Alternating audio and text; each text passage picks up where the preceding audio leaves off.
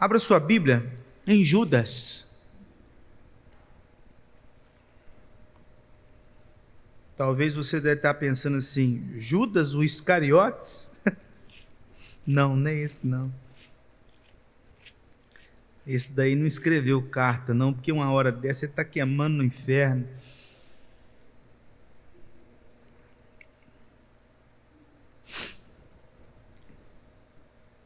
Judas, para ficar mais fácil, é antes de Apocalipse. Vai de trás para frente aí. Passou Apocalipse, é Judas. Uma carta bem pequena, são apenas 25 versículos.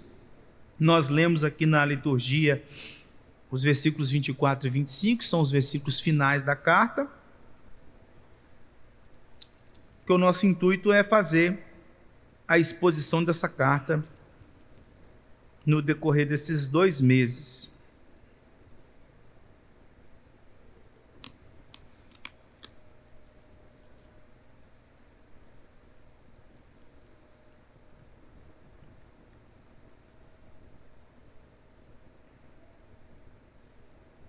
Vamos lá?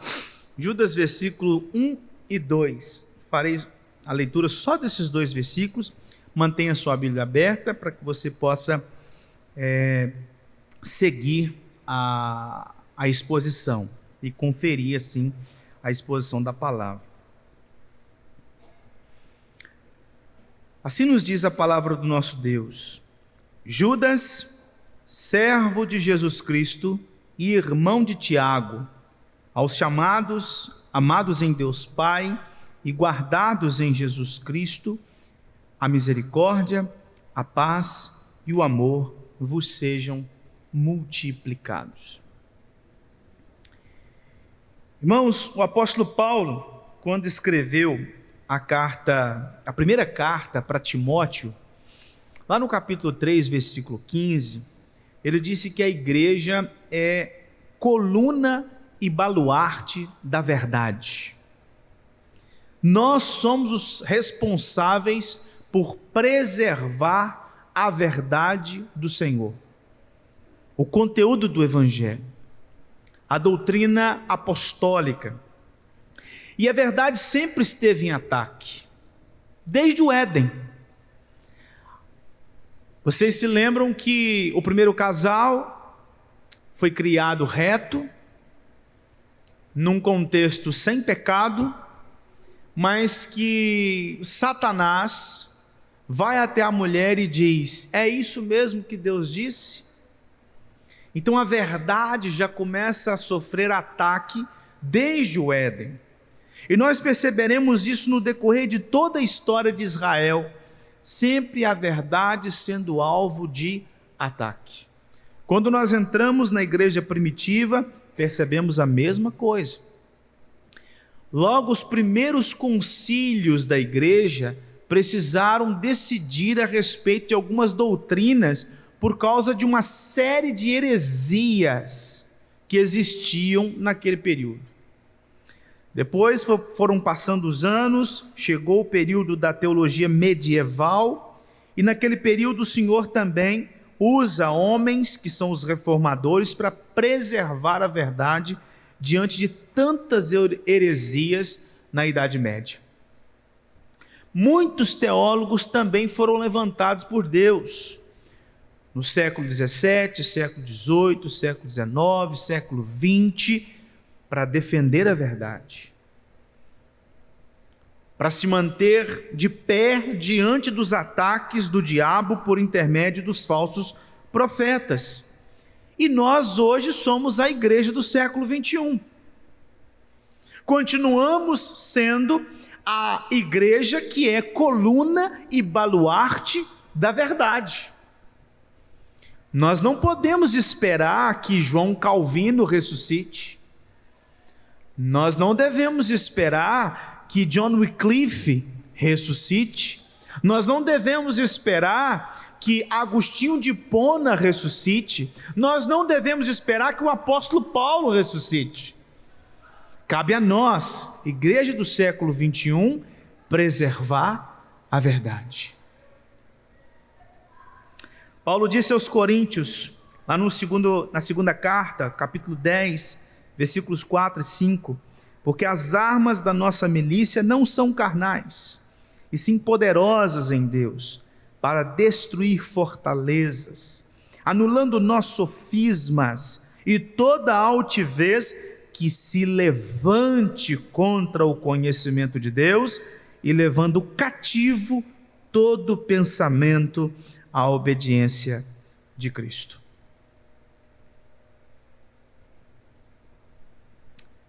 Irmãos, esta carta de Judas, com apenas 25 versículos, é uma carta muito necessária para a igreja do século 21. Uma carta de 25 versículos, mas de um conteúdo incrível, riquíssimo. Um conteúdo tão rico que um capítulo nós faremos exposições por durante 6 domingos. É claro que nós poderíamos fazer uma exposição num tapa, né? Pegando os 25 versículos, mas para nos atermos aos detalhes da carta, nós veremos essas exposições em 6 domingos. Esta igreja do século 21 precisa ouvir esta verdade, sabe por quê? Infelizmente, irmãos, nós, igreja do século 21, eu acredito, e não estou sozinho, graças a Deus, para não falar que uma coisa vinda simplesmente do meu estômago, a igreja do século 21 se tornou muito politicamente correta. A igreja do século 21 não quer mais confrontar. A igreja do século 21, ela não quer julgar. A igreja do século 21 pinça certos versículos como: não julgueis para não serdes julgados. Então a gente se recolhe. E aí uma série de heresias, uma série de hereges se levantam no contexto brasileiro e mundial, e nós nos calamos por timidez. Nós nos calamos por dizer: quem sou eu? Alguns, inclusive, até costumam utilizar um texto bíblico para dizer o seguinte: o que importa é que estão falando de Jesus. E a igreja vai se calando diante de uma escalada de heresia, diante de tantos hereges no nosso tempo, e nós nos mantemos calados, porque nós não queremos ser confrontados. Tantas são as igrejas, irmãos, que um conteúdo que vai ser enviado no YouTube, por exemplo, numa rede social, ele precisa passar por um pente fino. E por que ele tem que passar por um pente fino? Não é porque vai contar alguma heresia, não é porque vai afrontar uma heresia, uma verdade da palavra do Senhor. Não é o medo de pecar contra a Escritura.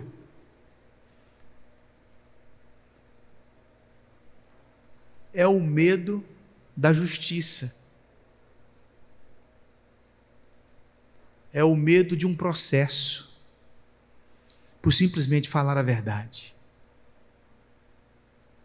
Nós nos calamos e nós temos medo de dizer a verdade, porque nós temos medo das consequências de dizer a verdade.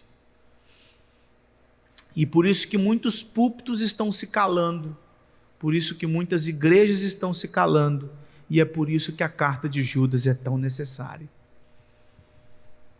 Para que nós possamos entender que não devemos nos tornarmos cristãos negligentes e tolerantes com a mentira.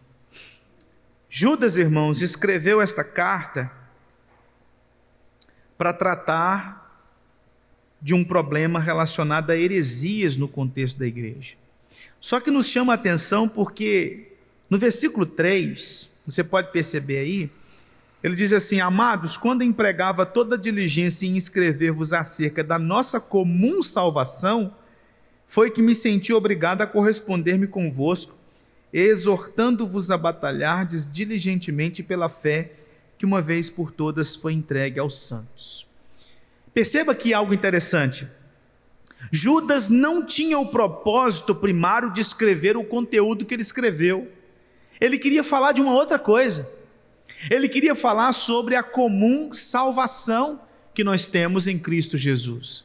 Só que quando ele estava se preparando para escrever a carta, ele toma conhecimento de acontecimentos do contexto da igreja para onde ele escreveria, e ele então é levado, é conduzido pelo Espírito Santo a escrever uma carta exortativa, uma carta que exortava aqueles crentes a defender a verdade cristã, tendo em vista que no meio daquela igreja havia hereges, homens que estavam pregando o falso evangelho no meio da igreja e que precisavam ser exortados, que precisavam ser corrigidos, que precisavam ser excluídos, e a igreja deveria se levantar como um grande escudo protetor contra as mentiras pregadas por aqueles falsos mestres. Nós não sabemos, irmãos, para qual a igreja e em que época específica que Judas escreveu essa carta. Mas é muito provável, com base no conteúdo dela, que Judas escreveu essa carta para uma igreja composta de judeus, porque ele cita muitos textos do Antigo Testamento, e ele cita inclusive livros apócrifos do Antigo Testamento, livros que os judeus conheciam. Então, por conta disso, é bem provável que a comunidade que recebeu esta carta era uma comunidade de cristãos que eram judeus e tinham conhecimento do que ele estava dizendo. Porque se ele fosse escrever para gentil não tem conhecimento do Antigo Testamento, ele ia falar algumas coisas e o gentil não ia entender, porque ele não compreendia ainda todas as histórias do Antigo Testamento. Já o judeu conhecia isso com muita tranquilidade. E aí talvez alguns estudiosos acreditam que esta carta tenha sido escrita por volta do ano 80 depois de Cristo. Então já é uma carta ali bem próxima, inclusive, do Apocalipse. O propósito de Judas, irmãos, é estimular os crentes a defenderem a fé cristã, porque havia no meio deles hereges, falsos profetas, que estavam ensinando o povo a viver uma vida libertina, entregues aos seus desejos e à sua sensualidade. Homens que estavam rejeitando a lei e estavam infiltrados na comunidade da fé. E sabe com qual autoridade eles ensinavam a libertinagem? Novas revelações. Quando eles eram confrontados, de onde você tirou isso? Deus me disse em sonho.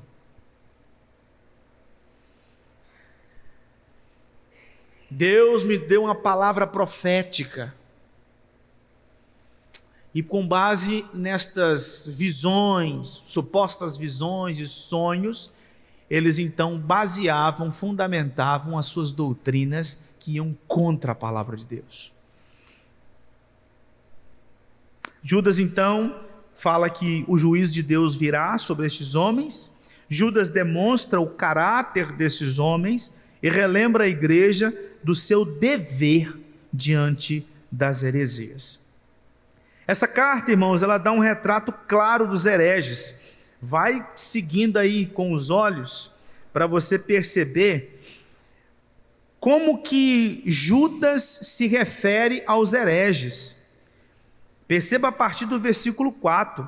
Ele chama esses homens de ímpios, de escarnecedores, homens não salvos, homens desprovidos do Espírito Santo, homens que foram marcados para condenação, homens que transformaram em libertinagem a graça de Deus, homens que negam a Jesus Cristo, homens que rejeitam a lei, homens que rejeitam o governo instituído da igreja, homens que negavam a segunda vinda de Cristo, homens que eram mundanos em seus pensamentos, homens que provocavam divisões, homens arrogantes, sensuais, gananciosos. No versículo 12, Judas diz que esses homens eram como rochas submersas. Homens que estavam ali no meio da igreja e que eram um problema sério para a igreja. Homens que eram espiritualmente despreparados. E essa carta então nos concede duas lições preciosas, irmãos. A primeira delas é a importância de nós preservarmos a santidade e não relativizarmos a palavra de Deus. E a segunda lição que esta carta vai nos ensinar é a necessidade de nós não nos calarmos diante das heresias que são pregadas no nosso tempo, de nós nos levantarmos como escudo, nos levantarmos contra as heresias que têm sido pregadas e chamando as heresias pelo nome, não tendo medo de julgar aqueles que pregam contra a palavra do Senhor. E essa carta ela possui uma estrutura muito interessante, porque os versículos 1 e 2 e o versículo 24 e 25, Judas faz é como se fosse uma muralha, onde ele coloca aqui versículo 1 e 2, versículo 24 e 25, nesses dois momentos nós temos o conteúdo relacionado à identidade da igreja. Quem são vocês? E é esta muralha. Agora, no meio da carta, que é do versículo 3 até o versículo 23, ele passa a maior parte do tempo falando a respeito dos hereges, condenando os hereges, chamando a igreja a se levantar contra os hereges, exortando a igreja a se preparar contra os ensinos desses hereges. E vale ressaltar que Judas não está escrevendo para uma igreja que estava sendo assediada do lado de fora. Judas estava escrevendo para uma igreja que estava sendo assediada do lado de dentro. Os hereges estavam sentados nos bancos. Os hereges estavam participando da vida da igreja. No sermão de hoje, irmãos, nós veremos esses dois versículos iniciais, onde Judas declara que a igreja está eternamente segura em Cristo Jesus. Apesar de todos os ataques das trevas, a igreja se mantém segura em Cristo Jesus. Essa mensagem conforta e anima. Essa mensagem confortou, animou, consolou os leitores primários, e esta mensagem também nos consola, nos anima e nos conforta hoje. Vamos lá então, a partir do versículo 1. Primeiro veremos aí no versículo 1 a identidade da igreja. Judas, servo de Jesus Cristo e irmão de Tiago, aos chamados amados em Deus Pai e guardados em Jesus Cristo. Irmãos, o autor dessa carta é Judas, um dos irmãos de Jesus Cristo, junto com Tiago, que também era irmão de Jesus Cristo, que é o autor da carta de Tiago. E ele diz aqui: Judas, servo de Jesus Cristo e irmão de Tiago. Quando a gente vai lá para Marcos capítulo 6, versículo 3, nós lemos assim: não é este o carpinteiro, filho de Maria, irmão de Tiago, José, Judas e Simão? E não vivem aqui entre nós suas irmãs? Então, com base nesse texto, nós acreditamos que Maria não se preservou virgem até a morte. Ela teve outros filhos. Teve Tiago, José, Judas, Simão, e ainda fala aqui de suas irmãs. Então, se as suas irmãs, eu posso pressupor pelo menos 2, porque está no plural. Então, no mínimo 6 depois de Jesus. Então aqui nós temos Judas, um desses irmãos, escrevendo esta carta, e algo nos chama a atenção é que Judas, Tiago, Simão e as suas irmãs não acreditavam em Jesus no período do seu ministério.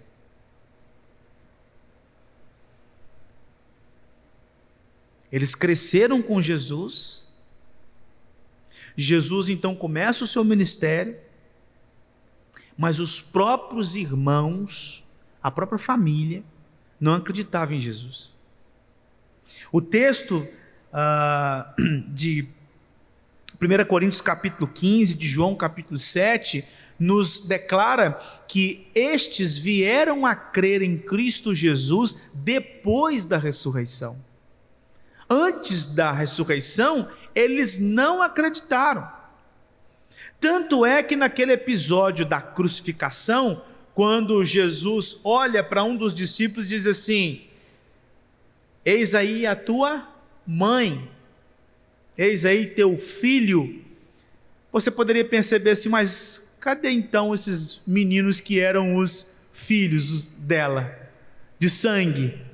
Porque eles não acompanhavam, porque eles não acreditavam no seu irmão.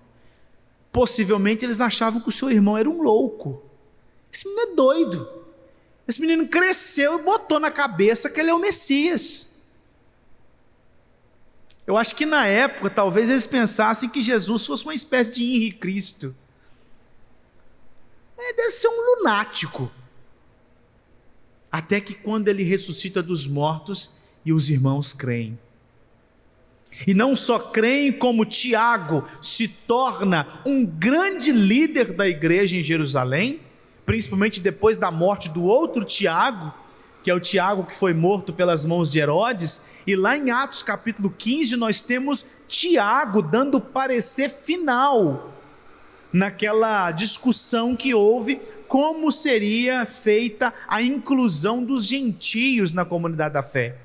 E Tiago estava lá dando a palavra final. Esse Tiago aqui. E Judas é o irmão dele, que escreveu esta carta. Outra coisa nos chama a atenção é que, por que Judas e Tiago, em suas cartas, não se denominaram irmãos de Jesus? Por que eles não escreveram assim, Judas, irmão de Jesus? Tiago, irmão de Jesus? É muito interessante isso. Isso nos chama a atenção porque naquele momento Judas e Tiago, eles não estavam preocupados em serem reconhecidos como irmãos de Jesus. Eles estavam mais preocupados em serem reconhecidos como servos de Jesus. Aqueles que até a ressurreição acreditavam que o irmão era um louco, agora depois da ressurreição dizem: nós somos o teu servo. Eles renunciam o fato de serem irmãos e se tornam servos, escravos de Jesus. Paulo, escrevendo aos Romanos, disse assim: mas graças a Deus, porque outrora escravos do pecado, contudo viestes a obedecer de coração a forma de doutrina que fostes entregues, e uma vez libertados do pecado, fostes feitos servos da justiça. Judas e também Tiago, quando escreveu sua carta, eles entenderam que eles eram escravos de Cristo. Assim, eu e você também. Esta aqui já é a primeira parte da nossa identidade como Igreja de Cristo. A Igreja de Cristo é composta de servos de Cristo, escravos de Cristo. Só que nós não somos escravos no sentido pejorativo da palavra, porque a escravidão que nós estávamos mergulhados nela, ela sim era uma escravidão terrível. Era a escravidão do corpo, era uma escravidão do pecado, era uma escravidão do diabo, era uma escravidão do mundo. Nós éramos de fato escravos, mas agora em Cristo Jesus nós fomos libertos. A nossa escravidão não é uma escravidão para sermos sufocados, é uma escravidão para sermos livres. Se Cristo vos libertar, verdadeiramente sereis livres. Então, se nós estamos em Cristo, nós agora somos livres, como Judas. Judas era escravo do pecado quando ele não acreditava no irmão dele, que era o próprio Deus. Mas agora, depois da ressurreição, ele acreditou em Jesus. E agora ele foi libertado da escravidão do pecado e agora é escravo de Cristo, escravo da justiça. Nós também, irmãos, devemos aprender com Tiago e Judas o caminho da humildade. Eles poderiam se vangloriar do fato de serem irmãos de Jesus, e eles não levaram isso em conta. Eles estavam mais preocupados em serem servos. Então isso me ensina, irmãos, e te ensina também, que num coração transformado pelo Evangelho, não há espaço para orgulho e soberba. Para nós, mais vale que Ele cresça e que eu diminua. Mais vale o fato de ser servo dele do que ser irmão dele. Mais vale ser redimido por ele do que ter dividido a própria casa com ele. Isso nos convoca à humildade. A seguir, irmãos, Judas traz mais 3 adjetivos aqui sobre a identidade da igreja. O primeiro é servo. Os outros 3 adjetivos são amados, chamados e guardados. Em primeiro lugar, Judas diz que nós somos os chamados por Deus. E Judas não está aqui se referindo ao chamado universal do Evangelho, aquele chamado onde a pregação é feita a todos, todo mundo ouve a pregação. Não, ele está pensando aqui no chamado eficaz, na vocação eficaz, naqueles que foram buscados por Deus, aqueles que foram trazidos por Deus. Lá em Mateus capítulo 22, versículo 14, disse Jesus: muitos são chamados, mas poucos os escolhidos. Paulo diz que o evangelho ele produz aroma de vida e aroma de morte, mas Judas está em harmonia com o que disse Paulo em Romanos capítulo 8, versículo 30, aos que predestinou, a estes chamou.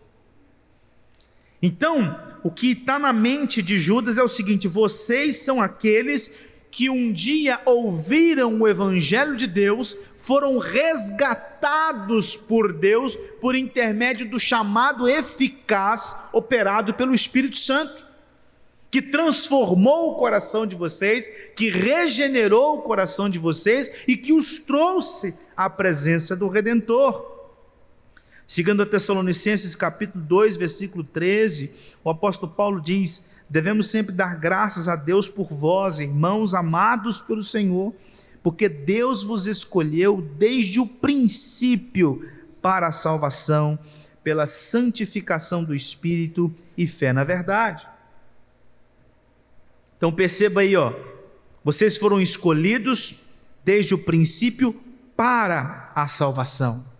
Em 1 Coríntios 1, versículo 9, Paulo diz que nós fomos chamados para a comunhão com o Filho. Em 1 Pedro capítulo 3, versículo 9, Pedro diz que nós fomos chamados para receber bênçãos por herança. Em Gálatas capítulo 5, versículo 13, Paulo diz que nós fomos chamados para a paz. 1 Tessalonicenses 4, versículo 7, Paulo diz que fomos chamados para a santidade. Efésios capítulo 4, versículo 4, Paulo diz que fomos chamados para a esperança. E em 1 Timóteo capítulo 6, versículo 12, Paulo diz que nós fomos chamados para a vida eterna. Chamados para a salvação, chamados para a comunhão com o Filho, chamados para receber bênção por herança, chamados para a paz, chamados para a santidade, chamados para a esperança e chamados para a vida eterna. Ser cristão, irmãos, portanto, é ter ouvido o chamado e ter sido resgatado por esse chamado. Não foi você que, por livre e espontânea vontade, decidiu se tornar cristão. Foi o agir do Espírito Santo que foi lá no seu coração, mudou aquele coração, que era um coração de pedra, e transformou aquele coração num coração de carne. E você foi de uma forma dócil levado até os pés de Cristo Jesus. Você foi chamado, você ouviu a voz de Deus, você ouviu a voz do pastor, você reconheceu a voz do pastor e você foi até a voz do pastor. Em segundo lugar, nós somos também os amados por Deus. O amor de Deus, irmãos, ele é incondicional, porque ele decidiu amar pessoas que estavam mortas em seus delitos e pecados. Deus decidiu amar gente criminosa, conforme Efésios capítulo 2, versículo 1. Mas Deus também amou uma mulher adúltera, conforme o livro de Oséias. Deus também amou uma criança rejeitada, que estava envolta no sangue, conforme Ezequiel capítulo 16. Por isso que disse Paulo: ora, a esperança não confunde, porque o amor de Deus é derramado em nosso coração pelo Espírito Santo que nos foi outorgado. Então, irmãos, esse amor de Deus manifestado na cruz do Calvário foi manifestado em favor de gente que não fez os olhos do Senhor brilhar. Não é aquele amor daquele rapaz que vê aquela moça linda, virtuosa e diz: eu quero me casar com essa moça. Não. Quando Deus olhou para a igreja, Ele não viu beleza, Ele não viu santidade, Ele não viu virtudes, Ele viu pecado, imundície, impureza, sujeira.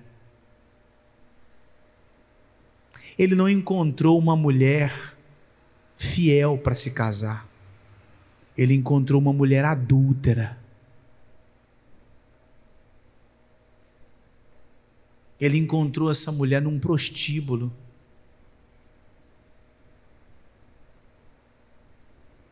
Por isso que o amor de Deus é incondicional. Você não fez por merecer ser amado por Deus. Deus decidiu te amar por misericórdia.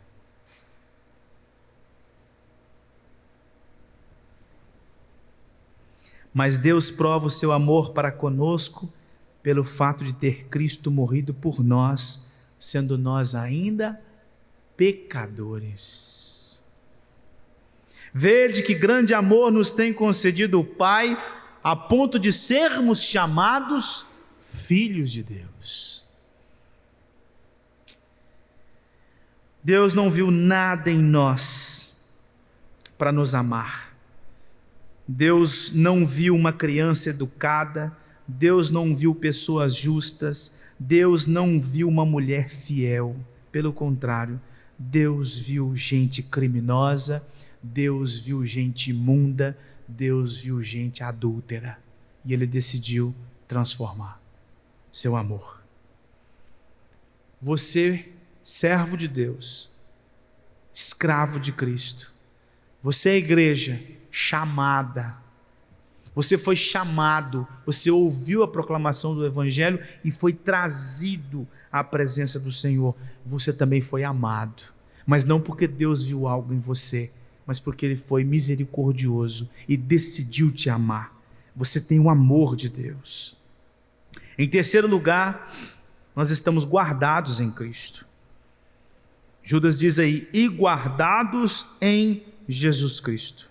Lá em Romanos capítulo 8, versículo 37 e 39, Paulo escreveu: em todas estas coisas, porém, somos mais que vencedores por meio daquele que nos amou, porque eu estou bem certo de que nem a morte, nem a vida, nem os anjos, nem os principados, nem as coisas do presente, nem do porvir, nem os poderes, nem a altura, nem a profundidade, nem qualquer outra criatura poderá separar-nos do amor de Deus que está em Cristo Jesus, nosso Senhor.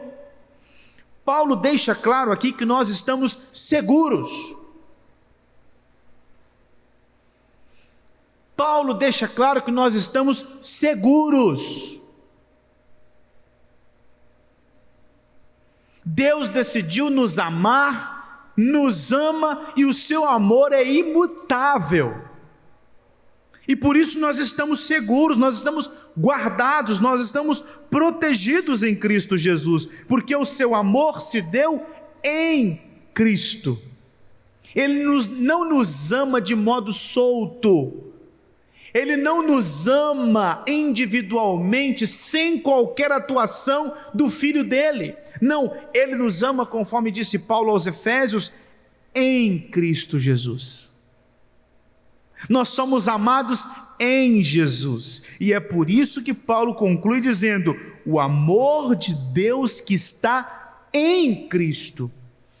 Porque Deus ama o seu Filho, e porque a sua igreja foi conquistada pelo seu Filho, e porque esta igreja está refugiada dentro de Cristo, nada pode nos separar do amor deste Deus.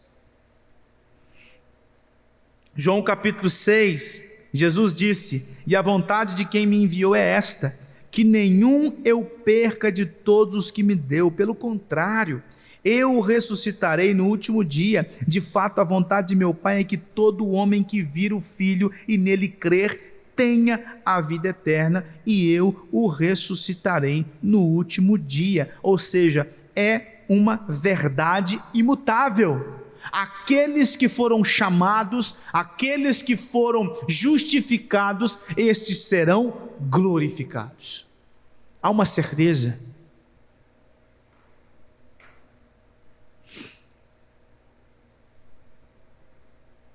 Também disse Pedro, sois guardados pelo poder de Deus mediante a fé, para a salvação preparada para revelar-se no último tempo. E é exatamente por causa disso que João disse que se nós pecarmos, nós temos um advogado que vai nos defender. Um advogado que vai nos representar. Paulo disse, ora foi o próprio Deus quem nos preparou para isto, outorgando-nos o penhor do Espírito. Qual que é a garantia de que você foi um dia amado? A presença do Espírito em você. A presença do Espírito em mim, a presença do Espírito em você, é essa certeza de que o penhor foi deixado, a garantia, o Espírito Santo de Deus. Disse João Calvino, abre aspas, estaríamos sempre em perigo de morte por Satanás, e poderíamos ser agarrados a qualquer momento, como uma presa fácil, não estivéssemos seguros sob a proteção de Cristo, a quem o Pai concedeu que fosse nosso guardião, para que nenhum daqueles a quem Ele recebeu, sob seu cuidado e refúgio, pereça. Fecha aspas. Portanto, irmãos, a nossa segurança em Cristo nos concede paz para viver nesse mundo. Por que Judas está dizendo tudo isso aqui? Para deixar claro para aqueles crentes o seguinte: tem herege no meio de vocês, tem heresia no meio de vocês, mas vocês foram chamados, vocês são servos de Deus, vocês foram transformados pelo poder de Deus, vocês estão seguros em Cristo Jesus. E a heresia não tem o poder de arrancá-los da presença de Deus. A heresia faz um estrago. A heresia deve ser expulsa. Os hereges devem ser mandados embora. Mas os eleitos são guardados. O diabo não os toma. Os falsos profetas não os tomam. Eles podem até num dado momento ficarem um tanto quanto divididos, um tanto quanto sem entender algumas coisas, às vezes até um pouco iludido, porque é exatamente isso que ele vai tratar mais à frente, que nós precisamos, os crentes maduros, ele fala lá na frente, os crentes maduros devem ter paciência com aqueles crentes que estão dando ouvidos para os hereges, e chegar neles e olha, vai com calma aí, não dá ouvido não, que isso é mentira. Às vezes nós podemos até pender um pouco para o lado da heresia, mas por estarmos seguros em Cristo Jesus, Ele nos preserva. E é por isso que Judas está dizendo tudo isso lá no início da carta. Por isso, irmãos, nós estamos seguros. Nós estamos seguros contra o pecado, nós estamos seguros contra o mundo, nós estamos seguros contra o diabo. Nós estamos protegidos em Cristo Jesus, Ele é a nossa segurança. A nossa segurança não é a nossa capacidade de rejeitar a sedução do mundo. A nossa segurança não está na nossa capacidade de defender os ataques do diabo. A nossa segurança não está na nossa capacidade de vencer a nós mesmos.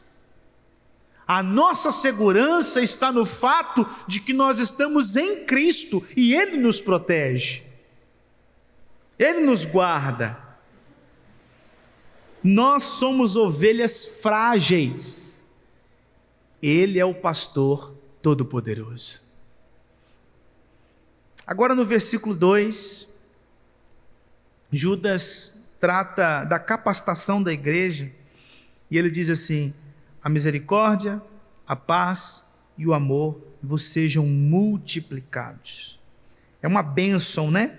Tríplice que ele declara sobre aqueles irmãos. Eu desejo que a misericórdia, a paz e o amor sejam multiplicados sobre a vida de cada um de vocês. Misericórdia é demonstrar favor a pessoas frágeis, criminosos. E por isso que lá em Hebreus capítulo 4, versículo 16, o apóstolo escreveu: acheguemo-nos, portanto, confiadamente junto ao trono da graça, a fim de recebermos misericórdia e acharmos graça para socorro em ocasião oportuna. Misericórdia é dar a alguém algo que ele não merece. Então eu desejo que esta misericórdia do alto seja multiplicada sobre a vida de vocês. Eu desejo que a paz seja multiplicada sobre a vida de vocês. E esta paz aqui, como nós vimos hoje, no termo grego, é uma espécie de tradução de shalom, de onde vem esta paz plena, esta paz gloriosa, esta paz inefável. Então esta paz nós encontramos em quem? Em Cristo Jesus. Ele mesmo disse: deixo-vos a paz, a minha paz vos dou, não vô-la dou como dá o mundo, não se turbe o vosso coração, nem se atemorize, eu sou a paz. Cristo é a shalom, Cristo é a paz, Cristo é aquele que realiza a nossa paz entre Deus. Justificados, pois, mediante Cristo, justificados, pois, mediante a fé, temos paz com Deus. Justificados mediante a fé, temos relacionamento vivo e verdadeiro com o Senhor. E Judas está dizendo: eu quero que esta paz seja multiplicada na vida de vocês. Eu quero que esse amor seja multiplicado na vida de vocês. Eu quero que vocês cresçam na graça e no conhecimento do Senhor, reverberando inclusive o que disse Pedro em sua segunda carta, no capítulo 3, versículo 16. Então, irmãos, o que Judas está, a forma como Judas está abençoando esses irmãos, é para trazê-los ao conhecimento de verdades tão importantes e necessárias, para que eles se vejam fortes, firmes em Cristo, por saber que a firmeza, a força, o poder, a segurança está em Cristo, para que assim eles tenham condições de batalhar pela fé, batalhar pela verdade. Um certo teólogo disse: a misericórdia de Deus os sustentaria em tempos de dificuldade, sua paz lhes daria a calma necessária quando o mal abundasse, e seu amor poderia protegê-los e assegurá-los diante do perigo. É exatamente o que nós precisamos hoje. Eu e você precisamos constantemente desta misericórdia, todo dia. Todo dia. Senhor, tenha misericórdia do meu dia. Senhor, tenha misericórdia da minha família. Senhor, tenha misericórdia de mim. Senhor, tenha misericórdia da igreja. Não nos trate segundo os nossos pecados, mas consoante a sua misericórdia que não tem fim, mas que se renova a cada manhã. Essa deve ser a nossa oração. Senhor, que a paz do Senhor tome conta do meu coração, que a alegria de ter um relacionamento vivo e verdadeiro com o Senhor através de Cristo Jesus seja isso que tome conta do meu coração. Não permita que eu esteja atribulado na alma por causa das coisas deste mundo, mas permita que a paz do Senhor inunde o meu coração e que eu encontre alegria e satisfação no fato de que eu sou teu filho, de que eu tenho um relacionamento vivo e verdadeiro com o Senhor, de que eu faço parte da tua igreja. Isso deve mover o meu coração à pacificação e a não ser tomado pelas angústias, pelas tristezas, pelas dores, pelos sofrimentos, pela tribulação que esse mundo nos apresenta, mas encontrarmos esta paz que já está em nós, mas que muitas vezes nós a sufocamos por causa das nossas angústias, dos nossos medos, das nossas preocupações. Também somos chamados a orar: Senhor, que o teu amor aumente, seja multiplicado cada dia mais sobre mim, sobre a minha casa, sobre a igreja. Pai, que eu a cada dia tome ciência do tamanho do teu amor, da beleza do teu amor.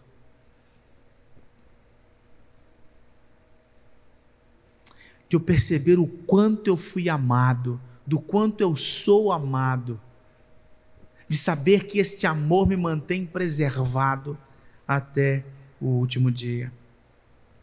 Caminhando para a conclusão, irmãos, disse John MacArthur, abre aspas: entre na batalha, lute pela verdade, compreendendo que você triunfará, porque você é chamado, amado e protegido por Deus. Fecha aspas.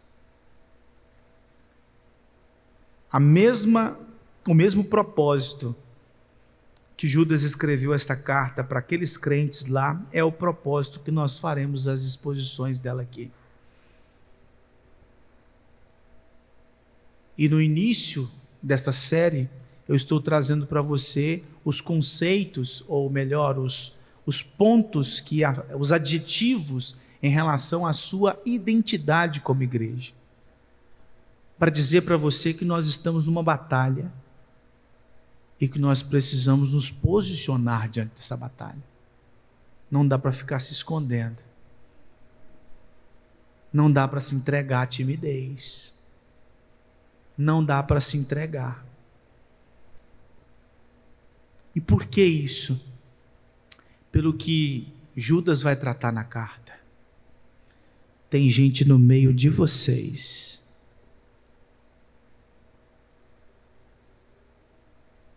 tem gente no meio de vocês. E vocês aí panguando, achando que o problema está só lá do lado de fora. E aí Judas está falando assim, tem gente no meio de vocês. Eu só não vou falar onde está. Mas tem gente no meio de vocês. E vocês estão só ouvindo. Que era assim que estava acontecendo lá. Todo mundo suspirando pelos falsos mestres. E Judas está, gente, acorda. Isso não é ovelha, rapaz. Presta atenção, rapaz. E é por isso que essa carta está dizendo, você está guardado em Cristo, mas presta atenção. Presta bastante atenção. Nós devemos orar, irmãos, constantemente para crescermos na graça e no conhecimento de Deus, a fim de termos discernimento espiritual. Muitos crentes fracassam por falta de discernimento espiritual. Muitos crentes escutam de tudo, ouvem de tudo, assistem tudo, porque lhes falta entendimento e discernimento espiritual.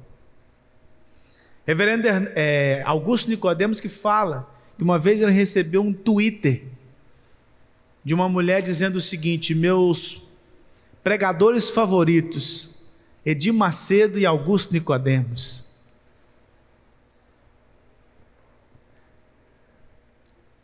Eu não tenho nem vontade de rir, porque eu sei que no meio da igreja também tem pessoas assim,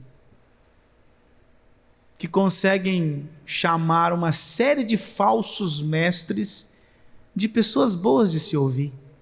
Ele fala de Jesus também, ele pensa assim diferente em alguns pontos em relação a gente, mas a palavra dele é boa, você acredita? Eu vou te mandar inclusive um videozinho dele. Inclusive um tempo atrás eu fui obrigado a fazer uma postagem no grupo do WhatsApp desta igreja, por causa de uma série de vídeos de teologia da prosperidade que estavam lá, e eu fui obrigado a dizer, porque tem gente que escuta e vê e passa por isso mesmo, e olha que bênção começar o meu dia com uma mensagem maravilhosa. Tira isso, rapaz, isso é do diabo, rapaz, isso é teologia da prosperidade. Mas aí falou de Deus, falou de Jesus, leu a Bíblia, não é? Oremos, irmãos, para que Deus proteja a igreja dos lobos. Oremos para que a igreja proteja o púlpito de falsos mestres, e que assim nós nos mantenhamos firmes na palavra do Senhor.